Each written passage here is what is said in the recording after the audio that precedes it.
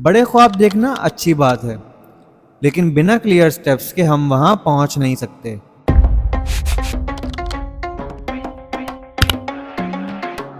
Content creation, जो मुझे कई सालों से एक मैग्नेट की तरह खुद की तरफ अट्रैक्ट कर रहा है। मैंने भी दिल में एक छोटा सा शौक छुपाए रखा है। मैं भी स्टोरी सुनाना चाहता हूँ और मैं भी कुछ क्रिएटिव करना चाहता हूँ, पर हजारों ऑब्स्टिकल्स मुझे किस किस शक्ल में इससे दूर करते रहे।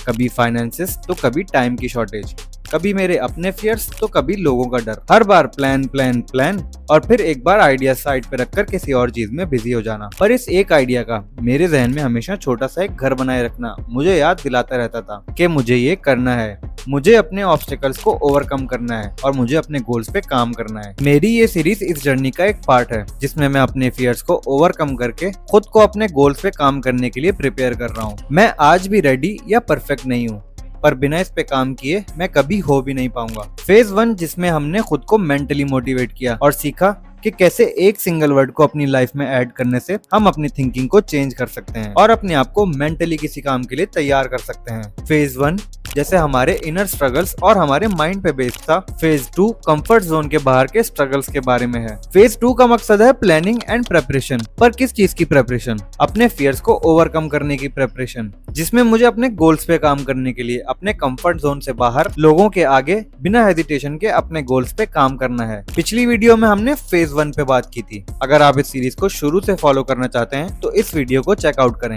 Phase 2 day 11 clarity. इस फेज का स्टार्ट ही वर्ड क्लैरिटी से होता है। जब हम मेंटली प्रिपेयर हो जाएं, तो हमें जरूरत होती है एक क्लियर पाथ की, जो हमें वो गाइडिंग लाइट प्रोवाइड करे कि इस सफर में हम कहाँ जाना चाहते हैं। आज हर कोई मेहनत तो कर रहा है, टफ जॉब्स और हार्ड वर्क करने के बावजूद भी सेटिस्फेक्शन अचीव करना बहुत मुश्किल बन गया है। शायद वजह यह है कि इस फास्ट पेस्ड लाइफ में हमने फिगर आउट ही नहीं किया कि एक्चुअली हमें पसंद क्या है।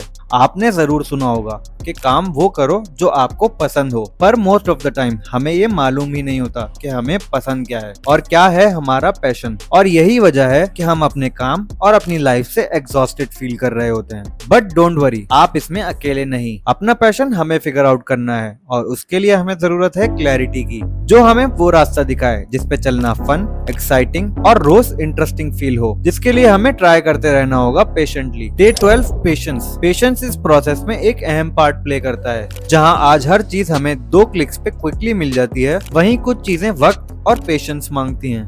यही वजह है कि लोग आज बहुत सारी चीजें शुरू तो करते हैं, पर उन्हें इख्तिताम तक नहीं ले जा पाते। वजह सिंपल है, इम्पेशंस, क्विक रिजल्ट्स ना मिलना, इनिशियल स्टेजेस में ही चीजों का एंड रिजल्ट इमेजिन कर लेना और उन्हें छोड़ के कहीं और लग जाना। ये प्रॉब्लम हमारी लव लाइफ, पर्सनल लाइफ और वर्क लाइफ को अफेक्ट कर रही है। जितना छोटा हमारा अटेंशन स्पैन है, उससे भी कई ज्यादा छोटा आज हमारा सबर का दायरा हो चुका है। सबर को इस्लाम में भी बहुत इंपॉर्टेंस दी जाती है।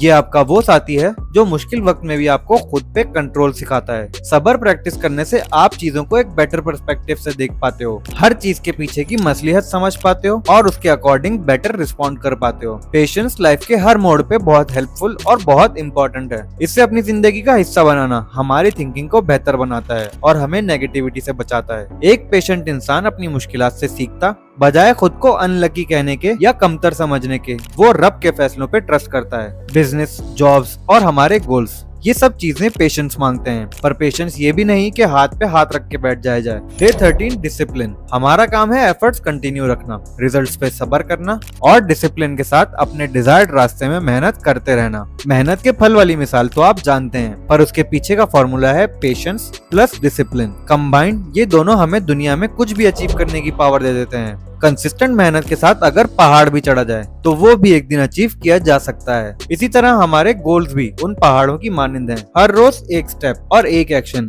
एक दिन हमें उस पहाड़ के टॉप पे पहुंचा सकते हैं। हमारी मेहनत और हमारे एक्शंस ही अक्स हैं हमारे आने वाले कल का। जो बीज आज हम बोते हैं, उसी का फल हमें कल अता किया जाएगा। इसीलिए जरूरी है कि हमारे एक्शन सही हों और हमारी हैबिट्स हमारे गोल्स के साथ अलाइंड हों। Day 14 habits. मिसाल के तौर पे फुटबॉलर बनना मेरा गोल है, तो जरूरी है फिजिकल एक्टिविटीज और एक्सरसाइजेज मेरी हैबिट्स का पार्ट हों। एक इंसान की हैबिट्स ही उसका फ्यूचर डिसाइड करती हैं। जैसे सही आदतें आपको अपने गोल के पास ले जाती हैं, वैसे ही बुरी आदतें उसके दरमियान का ऑब्स्टिकल बन जाती हैं। लेजीनेस, ओवरथिंकिंग और टाइम वेस्टिंग, ये वो ऑब्स्टिकल्स हैं जो ग्रेजुअली हैबिट्स बन जाते हैं। आज रेस्ट करते हैं, आज एक्सरसाइज स्किप करते हैं, आज क्लास मिस करते हैं और गेम्स एंजॉय करते हैं। एक बार दो बार चलता है, लेकिन जरूरी है अगर ये आदत बनने लगे तो इसे फिक्स किया जाए। हमारा माइंड क्विक डोपामीन रिलीज से खुश रहता है और ये शॉर्ट टर्म सेटिस्फेक्शन टेम्पररीली अच्छी फील होती हैं, लेकिन लॉन्ग टर्म में आप अपने गोल के दरमियान डिस्टेंस फील करते हो, जो आपको नेगेटिव थिंकिंग की तरफ ले जाता है और ये ओवर थिंकिंग आपका पेशेंस खराब करती है। फिर बस छोटी सी बैड हैबिट आपके पूरे प्रोग्रेस को डिस्टर्ब कर देती है। चीजों को टाइमली करना हमें डिसिप्लिन बनाता है और इसे लॉन्ग टर्म फॉलो करने से हमारी हैबिट्स फॉर्म होती हैं। लाइफ में हर चीज बैलेंस अच्छी लगती है,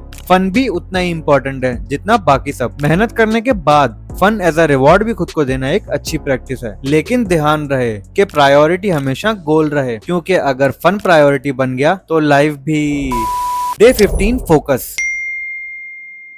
फोकस फोकस डिस्ट्रैक्शन से भरी इस दुनिया में आज एक नोटिफिकेशन भी काफी है आपको ऑफ ट्रैक ले जाने के लिए। एक व्हाट्सएप मैसेज चेक करना आज 10 मिनट से 1 घंटे का प्रोसेस बन चुका है। यूं फोन उठाया, टेक्स्ट का रिप्लाई और फिर इंस्टाग्राम रील्स और फिर ये देखा।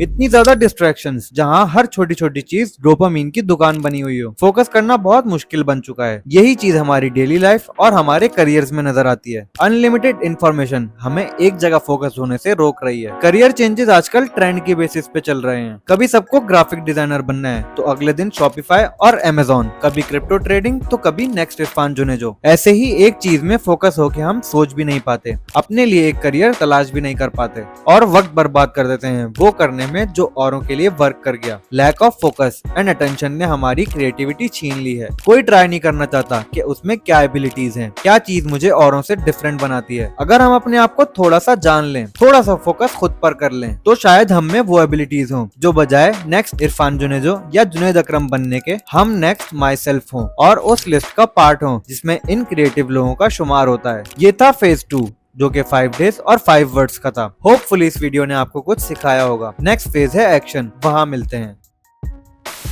तो कभी क्रिप्टो ट्रेडिंग, कभी क्रिप्टो ट्रेडिंग तो कभी next Irfan Junejo. Day 15 focus.